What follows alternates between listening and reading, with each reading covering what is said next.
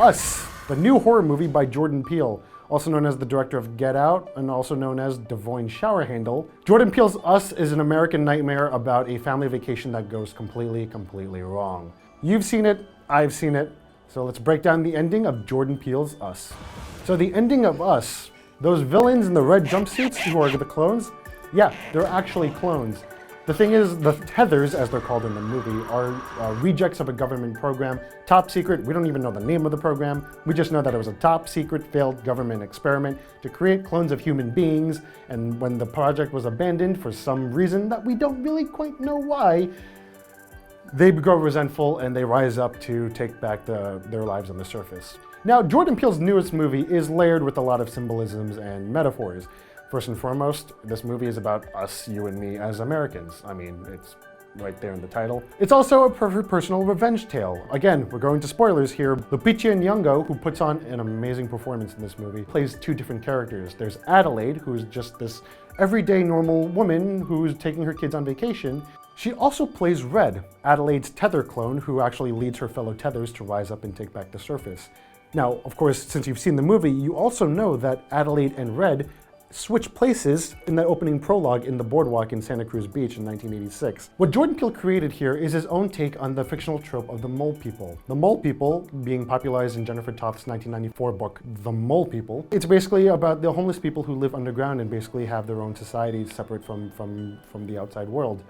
Jordan Peele's horror movie is about mole people who were created by us and are literally copies of us and who grow resentful over just our lives up here on the surface. What else about Jordan Peele's movie is that it's loaded with visual motifs and symbolisms that are very important to understand.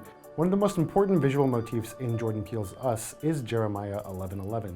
The book of Jeremiah is a book in the Old Testament in which Jeremiah tells the bad news to his fellow Jews that God is kind of pissed at them for worshiping false idols in Babylon. Now, this book is really important because you see 11:11 almost everywhere, on clocks, on signs, on literally anything. So Jeremiah 11:11 is a verse in the Bible that reads, "Therefore, thus said the Lord, behold, I will bring evil on them, which they shall not be able to escape.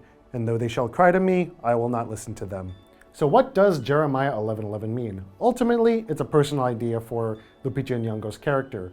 Just as God was pissed that his worshippers were worshiping false idols in Babylon, Lupita Nyong'o's character is really pissed that a false version of herself got to live the life that she should have been living all along. Also in the movie that's kind of important is Hands Across America. It's the inspiration for Red's Uprising. Hands Across America was a real charity event that took place in the 1980s. People paid $10 to go stand in a line and hold hands with people. I know Michael J. Fox and Brooke Shields were there.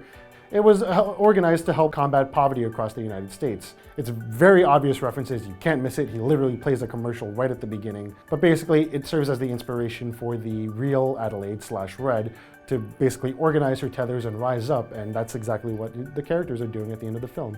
They're holding hands together to show that they cannot be f***ed with. So that's the ending explained of Jordan Peele's Us. Of course, this movie is open up to your interpretations as well, and that's the ending explained to us. Of course, you're open to have your interpretations as well, but if you're curious, if you want to sound off, send me an email at eric@inverse.com. Comment below, subscribe to our channel, like our videos, and let us know what you think.